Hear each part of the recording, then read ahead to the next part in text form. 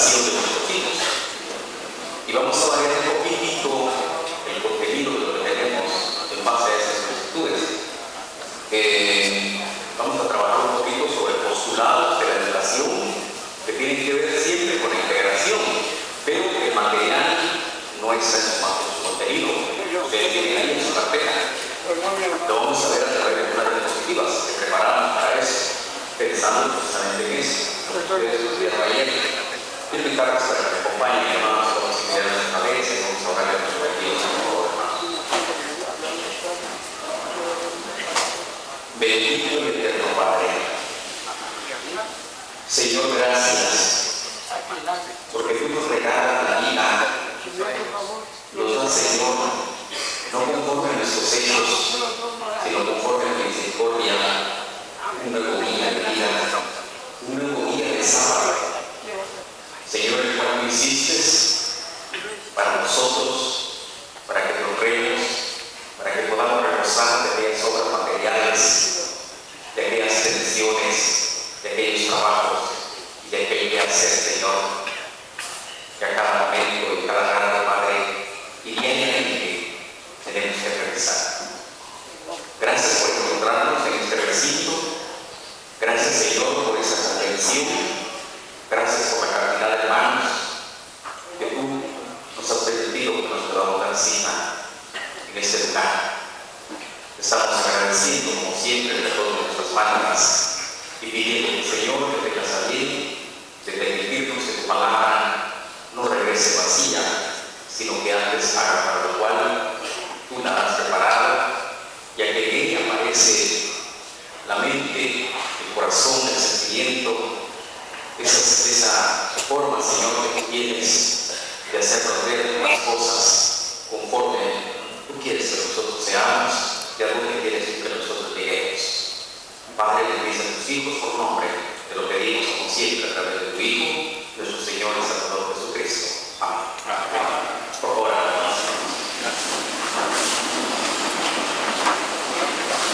voy a agradecerles a nuestros hermanos. Voy a agradecerles a nuestros hermanos que por favor tengan la bondad de ponernos donde nos quedamos precisamente ayer. Nuestro tema, hermanos, es la segunda parte del tema de integración familiar. Vamos a pedirles que nos recordemos dónde nos quedamos ayer. Bien, quedamos en el tema de acuerdo al diccionario, la vida y la armonía cristiana. Quedamos también en ese tema relacionado con lo que eran los conceptos, los arreglos.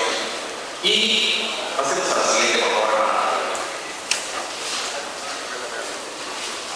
Bien, la pregunta que nos hacemos es: ¿cómo disfrutamos nosotros de la vida y cómo conservamos también la armonía cristiana? Si a cada uno de nosotros se nos pregunta cómo usted disfruta de la vida, cómo usted realmente, podríamos decir así, analiza, comprende y tiene el concepto de lo que es la vida. Cada uno tiene diferentes conceptos. Para algunos, por ejemplo, la vida es hacer daño. Quienes únicamente se les va el sueño, dice la palabra del Señor, porque desean precisamente hacer daño. Y están pensando en aprovechar las primeras horas de la mañana o las primeras horas de la noche para precisamente causar daño a alguien, meditando en su cama, analizando, reflexionando de cómo causar daño a alguien. El propósito de estas personas, en ti especialmente, ocupa todas sus millones de neuronas, toda su capacidad intelectual, su proactividad, su iniciativa, sus habilidades, sus destrezas, las utiliza precisamente para tratar de hacerle daño a alguien. La vida, ahora nosotros, de acuerdo a la palabra del Señor, nuestro tema es cómo conservamos nosotros la armonía cristiana. La armonía cristiana, primeramente, nosotros tenemos, de acuerdo a la palabra del Señor, Lamentaciones 3 dice que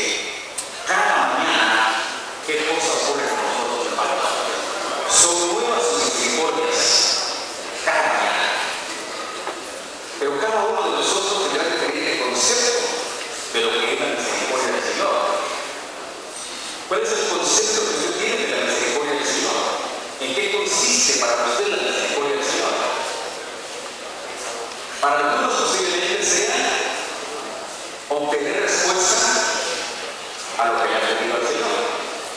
Para otros podría ser al final del año que sus réditos, sus ganancias logren precisamente alcanzar el nivel propuesto, las metas económicas, financieras, que la bolsa, el 20 o el 25% que se propuso, al final de cuentas, sea eso que logre. Para otros posiblemente sea que sus hijos que están estudiando en una escuela en este centro educativo, que al final sus hijos puedan también lograr que salga limpio, sin ningún rojo, y que sea graduado, se gradúe. Para algunos otros posiblemente sea estar a cuentas con el Señor todos los días, según Isaías 1:18. Venid luego y dirán que voy a hacer unas cuentas. Para algunos otros. Pero cada uno de nosotros tiene diferentes formas de ver las cosas. Los seres humanos nos enfrentamos a nuestros desafíos en el plano social, físico, emocional, mental y espiritual. En el social, no caerle mal a nadie. En el físico, estar con buena salud. En el emocional, por ejemplo, no guardar rencores, raíces de amargura, iras, no tener un concepto bajo de sí mismo, baja autoestima, ni tampoco sentirse superior a los demás. En la otra parte de lo mental, sentir nosotros no entrar, por ejemplo, en estados críticos, con problemas de lagunas mentales, que se nos olviden las cosas, estar equilibrados mentalmente, y por el otro lado, en la parte espiritual, también estar a cuenta con el Señor. Es decir, que el ser humano, para obtener la armonía, necesita de ciertos elementos básicos que al final le van a permitir a él o a ella tener una seguridad, una confianza delante del Señor. Por la otra parte, también, dejemos la diapositiva, por favor, hermanos.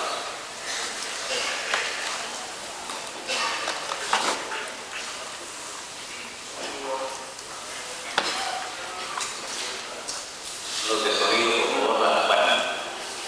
De acuerdo al pasaje de 3:23 dice: por la misericordia de Jehová no hemos sido consumidos, porque nunca decayeron sus misericordias y nuevas son cada mañana, grande es tu fidelidad. La armonía cristiana en eso consiste, en estar de acuerdo con nosotros, primero, con nosotros mismos,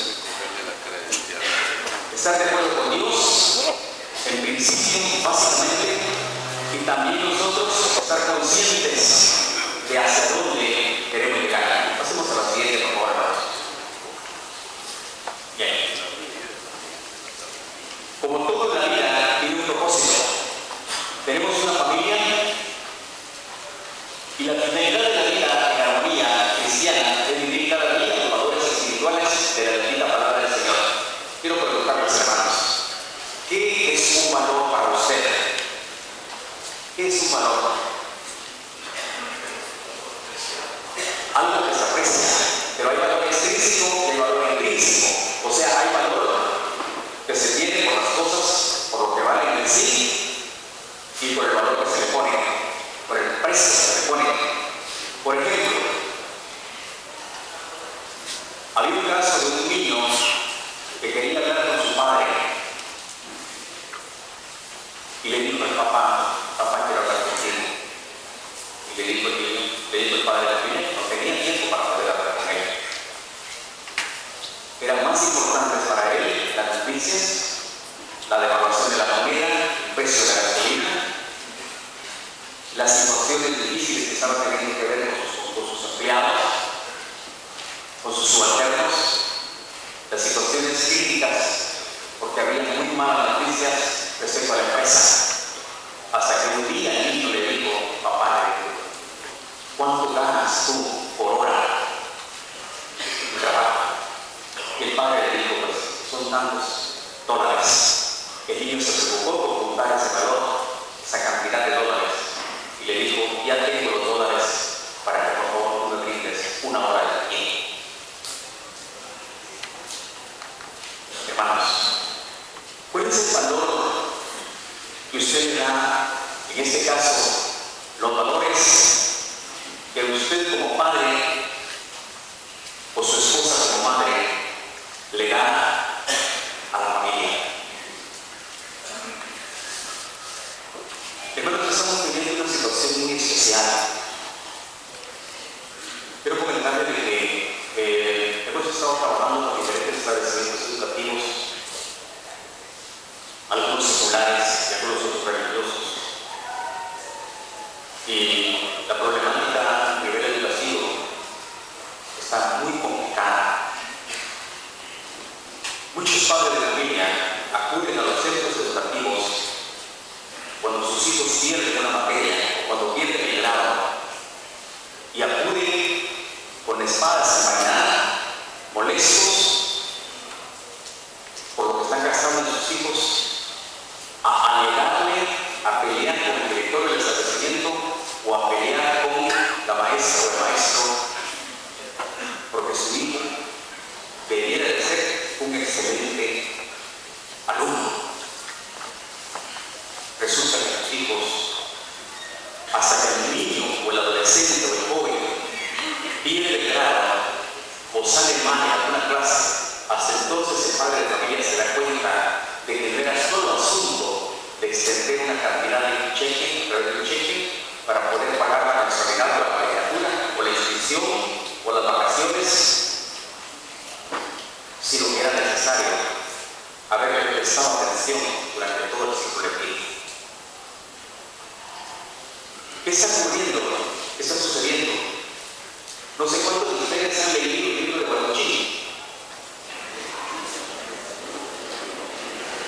¿Han leído el libro de Guarochichi? Ahí aparece una historia. Es un libro para enseñar a leer y escribir. Es muy antiguo, bien, pero muy bueno. Se cuenta la historia ahí del elefantino. El elefantino es un alumno y el maestro es el maestro Avestruz. Y el maestro Avestruz resulta de que ve que el elefantino no le sirve estar atrás sentado de otro alumno, de otro animalito, y lo pone de primero en la fila. Pero resulta que al final del año el elefantino pierde el grado. Llega papá elefante muy molesto y le dice al maestro Avestruz, ¿cómo es posible que mi hijo haya perdido el grado si usted siempre lo tuvo en la primera fila? El maestro muy tranquilo lo escucha y le dice, señor, le dice, lamento lo que ocurrió con su hijo, pero quiero explicarle por qué tenía yo que poner a su hijo en la primera fila. Porque con el elefante molestaba a los demás, con el poco de elefante molestaba a los demás que estaban adelante. Entonces por eso siempre lo puse adelante.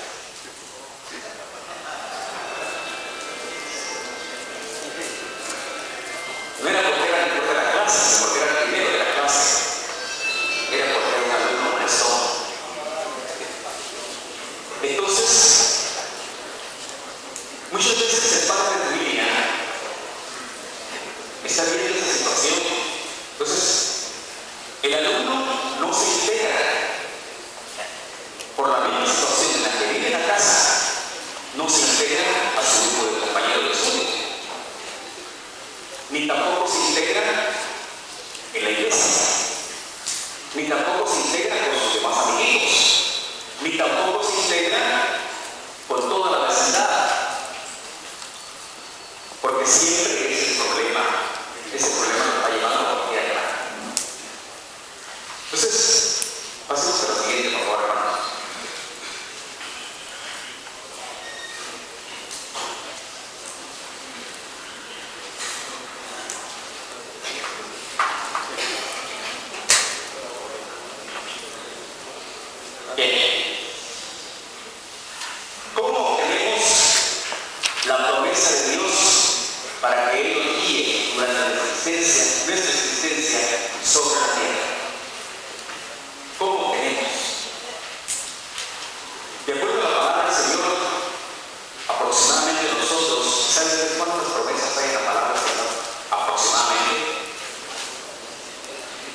Aproximadamente, hermanos, tenemos en las Sagradas Escrituras un promedio de 30.000 cosas.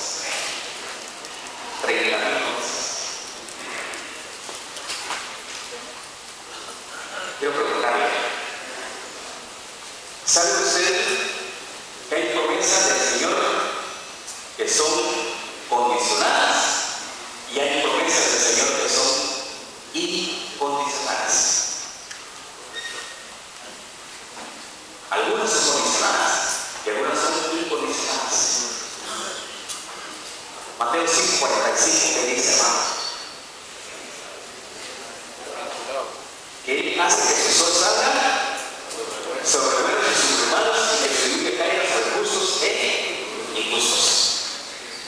¿Hay alguna condición ahí? No hay ninguna. Usted es bendecido, yo soy bendecido, sin importar que estoy en buenas o malas condiciones. Yo recibo el sol, recibo la lluvia. Según el Salmo 73, ¿qué ocurrió con Asaf? ¿Qué sucedió con Asaf?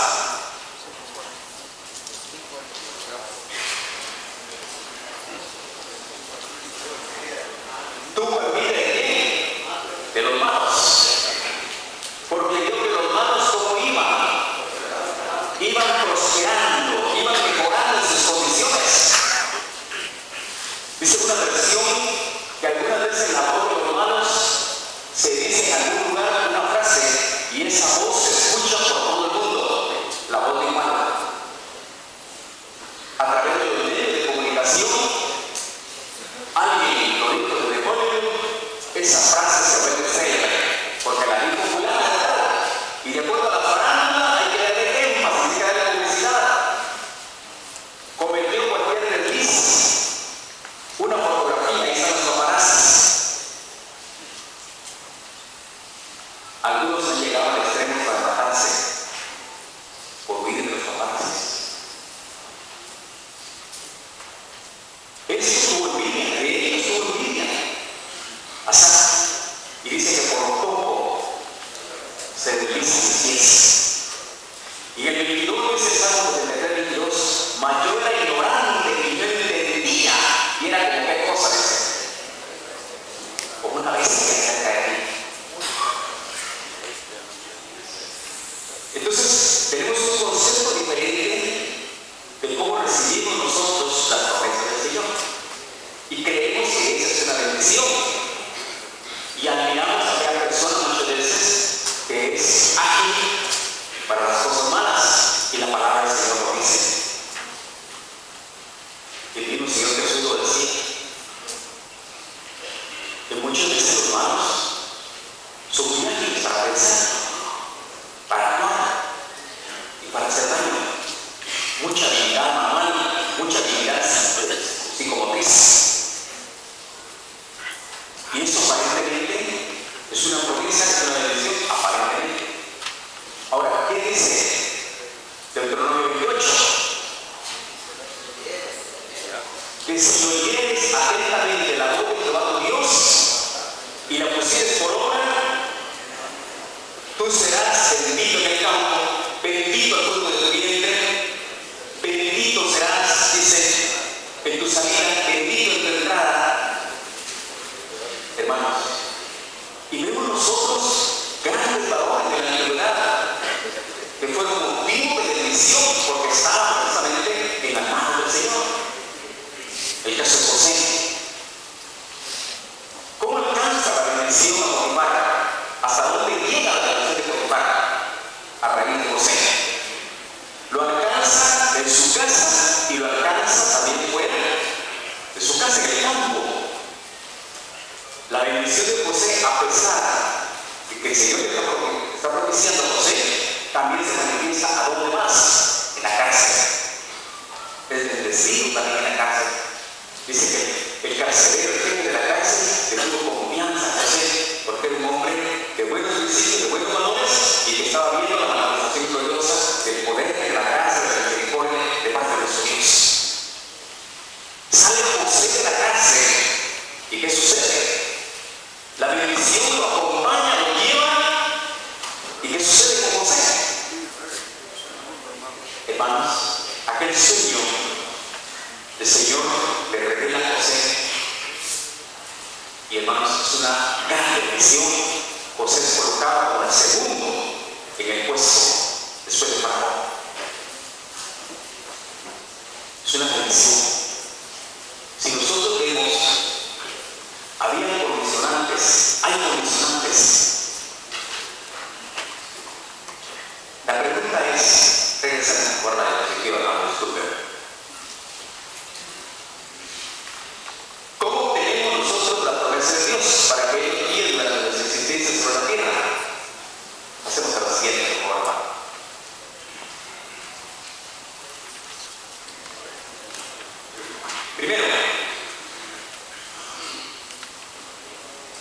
Primero, esta figura nos habla de que debemos llevar a cabo y manifestar nuestra vida a través de tres formas, tres maneras. Primero, el testimonio dentro y fuera de la iglesia. Aquí estamos en la iglesia, aleluya, amén, gloria a Dios, dentro de la casa de oración, en la iglesia. Felicita, cuando nos saludan, bendecido, hermano, bendecido por eso. Y en la casa, en el hogar, vociferando, gritando, pateando al perro, gritándole a la esposa, a medio mundo, dando muestras. Y muchas veces ocurre de que cuando nos apartamos, incluso salimos del culto, decimos que el culto fue una bendición, hermano. Hubo mucha adoración y la gloria, la alabanza, gozábamos, disfrutaba. Y usted le pregunta, o usted le pregunta, ¿cómo se llama el tema? Fue tanta la alegría que me invitó, no me acuerdo. Hermano, disculpe, ¿y con qué texto se hizo el tema? Uno de la Biblia. Con uno de los tantos que hay en las grandes ciudades. No me acuerdo. Hacemos a la siguiente forma.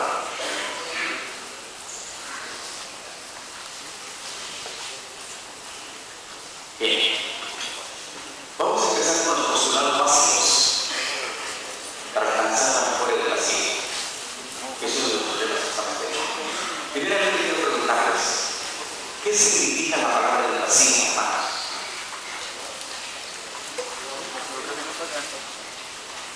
De acuerdo a la palabra del Señor, toda la Sagrada Escritura es educación.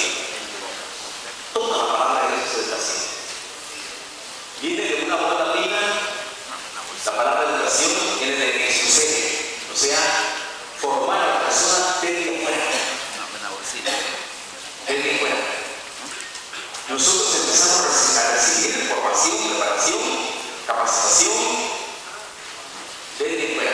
Proverbios 22:6 dice: instruye a niños su carrera como cuando proverbios no se apartará de ella. Entonces, esto me dice, hermanos, al principio esto no estaba en material, no está. Es a raíz de varios hermanos que se acercaron porque quieren ver cómo pueden interesar algunas cosas de su hogar, de su casa. Entonces, vamos a ver, primeramente, ¿cuáles son los postulados básicos para alcanzar la educación cristiana y lograr la armonía nosotros con el Señor y también a nivel de nosotros como esposos y a nivel de nuestros hijos como hijos, entre ellos también como hijos? Bien, primeramente, el respeto hacia el Señor Jehová. Primero, el temor. Proverbios 1:7 y el Salmo 111 dice que el principio de la sabiduría, ¿qué cosa es? Es el temor, pero no es el miedo, sino que es el respeto hacia nuestro Dios. ¿Cuándo se respeta la palabra de Dios en su casa? Hay padres de familia que hacen chistes del Espíritu Santo. Hacen chistes, bromas de los milagros. Hacen chistes o bromas de la sanidad acerca de las maldiciones que hay en la palabra de Dios. Hacen chistes o bromas de algunos nombres bíblicos. Entonces, no se está teniendo temor hacia Dios. Entonces, eso no permite que haya ¿qué cosa? Armonía. Primero, de Dios hacia nosotros y de nosotros hacia Dios. Y como esposos y como hijos entre ellos mismos y como padres hacia los hijos y de los hijos hacia los padres. Porque eso es doble vía. Por el otro lado, el método preferido de los legisladores bíblicos fueron padres o sacerdotes, fue la repetición, con el ejemplo de Deuteronomio capítulo 4, Isaías 28, 9 al 13, Deuteronomio 6, 6 al 7. ¿Qué dice Deuteronomio 6, 6 al 7? Se la referirás a tus hijos. Cuando fueres por el camino, les hablará de ellas estando en la casa. Hermanos, la tristeza en algunos hogares, hemos estado en algunos cultos de jóvenes y les decimos, por favor, levanten quién trajeron Biblia. De 90 a 80 alumnos que llegan, muchachos que llegan tal vez 10 niños.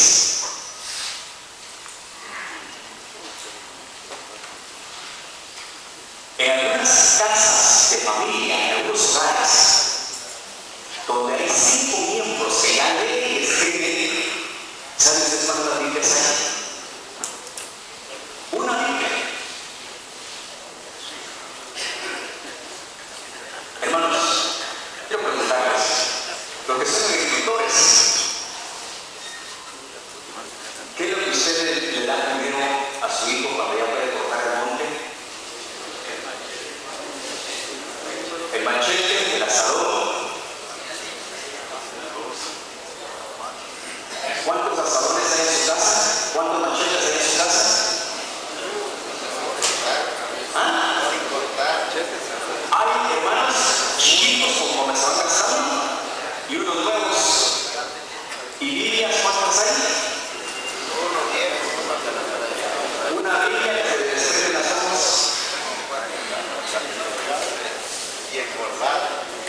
Sin uso.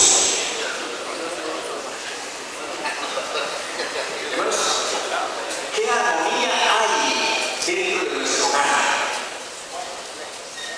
Por respeto a la palabra del Señor, ¿qué armonía hay? Si su hijo ya lee y escribe, el primer libro que usted tiene que comprarle, ¿cuál es? Aparte del que le están pidiendo en el colegio o del establecimiento educativo, usted tiene que comprarle una Biblia, una palabra de Dios, una escritura, y saque beneficios de ella.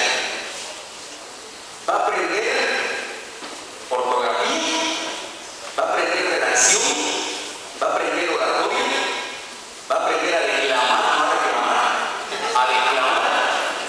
Va a aprender esa persona a pronunciar mejor dicción, porque hay muchas palabras acá que son muy difíciles a veces. Hay personas, por ejemplo, que no podemos pronunciar una palabra como nosotros. Entonces la Sagrada Escritura cumple muchos propósitos. Es historia, es geografía, tiene que ver con las leyes, con las normas de conducta, con humanidad, con ética, tiene que ver con medicina, con la parte militar, con agricultura. Entonces todo esto abarca la Sagrada Escritura, aparte de esa palabra de Dios fundamental. Entonces, esto es un postulado que a nosotros nos va a servir para lograr precisamente esa educación y esa armonía. ¿En dónde quedan las Biblias durante la semana? ¿En dónde queda la palabra de Dios durante la semana? ¿En su casa, su hogar? ¿Dónde está?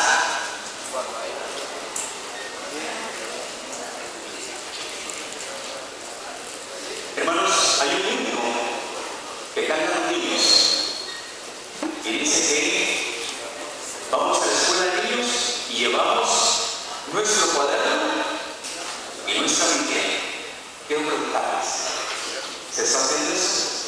Felipe de Niños.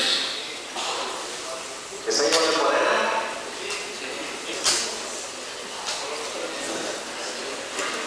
El cuaderno no se está llevando, lo que se está llevando es el libro que nos están vendiendo. Pero el niño que ya sabe leer y escribir no lleva cuaderno. Muchos de nosotros, ya viejos de la iglesia, se nos olvidó por completo tomar apuntes dentro de los cultos. Y todos estamos confiando a nuestra capacidad de regresar, supuestamente. Ahora, ¿por qué necesitamos tener un cuaderno de apuntes? Porque ese es el proceso de enseñanza-aprendizaje. Cuando usted escucha y lo escribe, está reforzando la enseñanza. ¿Por qué? Porque antes de que nosotros aprendamos a leer y escribir, aprendimos muchos otros hábitos. Y llegamos al aprendizaje de la enseñanza, de aprender a escribir, a leer y escribir, cuando ya aprendemos otras bases. Por el otro lado, hacemos ustedes aquí la mano, por favor. Por el otro lado, la educación religiosa es la marca del pueblo de Dios. Es la marca. Si se fracasa dentro del espiritual religioso, se fracasa en lo familiar. Hermanos, estoy ocurriendo una situación muy especial en la iglesia. Muchos jóvenes y aún obreros no están buscando esposas, en este caso novias, para casarse, su porcentaje de edad, para casarse dentro de la iglesia. Están buscando muchachas con otro tipo de denominación religiosa, con otra denominación. ¿Cuál creen ustedes que es la razón? ¿Qué está pasando? ¿Cuál es la razón? ¿Por qué motivo? Es que el muchacho o la muchacha crece dentro de la iglesia, se desarrolla dentro de la iglesia. ¿Qué sucede si usted tiene una empresa y usted capacita a un trabajador y invierte en él cientos de horas de capacitación y después otra empresa, ya como está capacitada, le paga y se va? ¿Cómo se siente usted como empresario?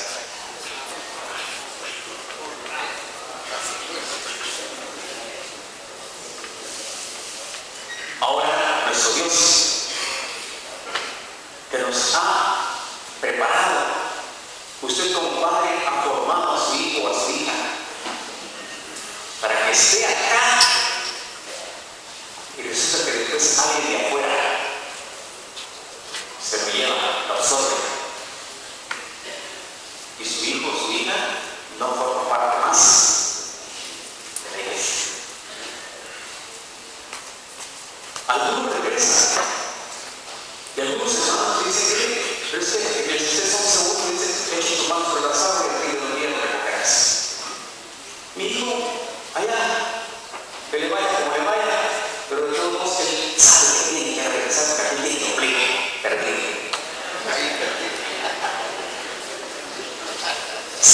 ¿Será eso una acción? ¿Será algo que no se puede discutir? ¿Será algo que no puedo rebatir? ¿Será que siempre así va a ser? ¿Que su hijo ya no va, que su hijo va a regresar? ¿O su hijo va a regresar? Pasemos a la siguiente, por favor. Bien. Primeramente, dentro de la relación como postulados,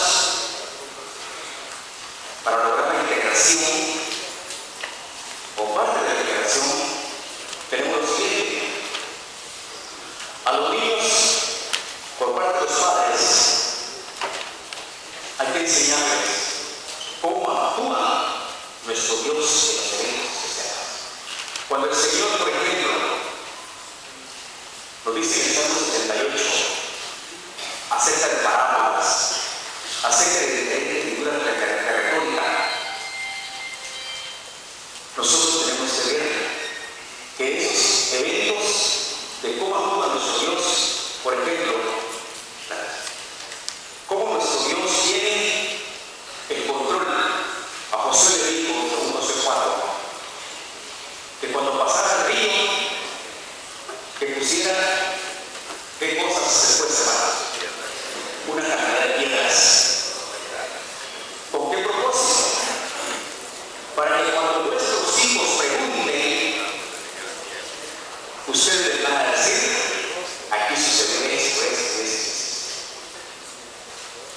Quiero preguntarles, con el propósito de lograr la armonía, la concordia, algunas veces nosotros les planteamos a nuestros hijos aspectos, por ejemplo, de cómo ser buenos negociantes, ser buenos agricultores, en qué momento se debe sembrar el maíz, el frijol, el arroz, las hortalizas, pero en qué momento y por qué motivo están ocurriendo todas estas catástrofes, el hambre, la guerra, las pestes, y por qué razones. ¿Dónde encontramos la respuesta?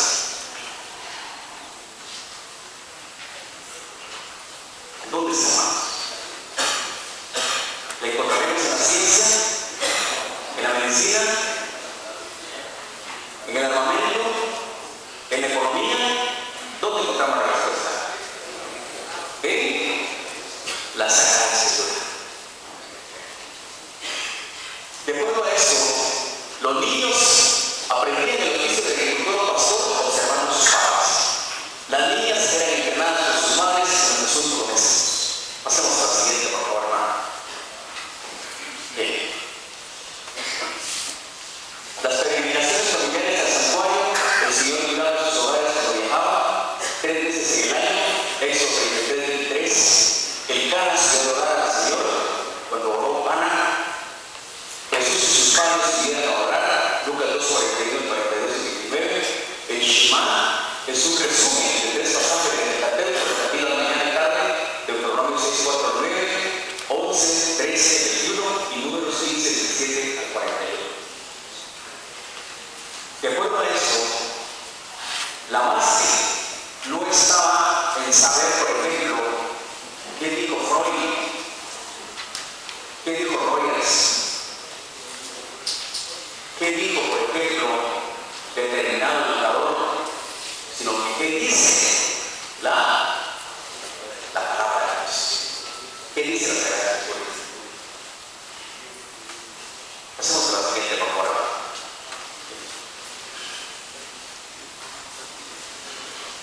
Asambleas cristianas en el hogar. ¿Sabes usted que las primitivas iglesias no tuvieron templos, no tuvieron casas de oración? Todos se reunían en los hogares. Hoy en día hay hermanos y hermanas que no quieren que se hagan culto en sus casas. Y la pregunta es ¿por qué? ¿Cuál cree que usted sea la razón por la que no quiere que se haga culto en su hogar?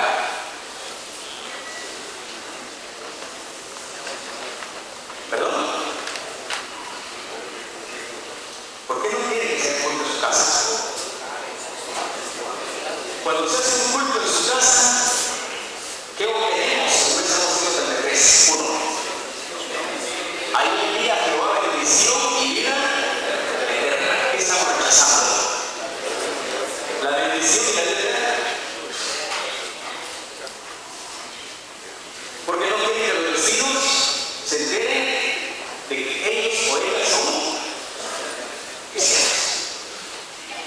Aquí tenemos varios ejemplos. En la casa que llegó se hacían cultos. Fueron familias bendecidas de manera especial y actuaron con mucha responsabilidad. Otro punto es la enseñanza de cuerpo regada para sensibilizar y lograr precisamente la integración de la familia. Por ejemplo,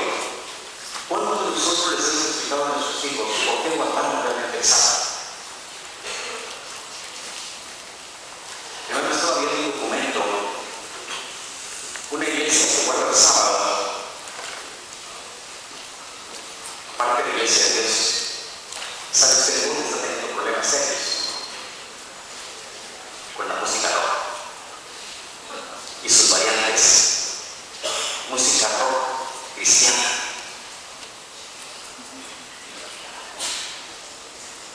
Hay 5 escritores de diferente nacionalidad.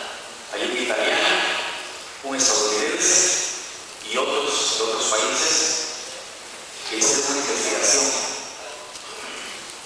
que esta iglesia está siendo dominada por el rock cristiano. Pregunto, ¿qué música está entrando a su casa? ¿Qué música?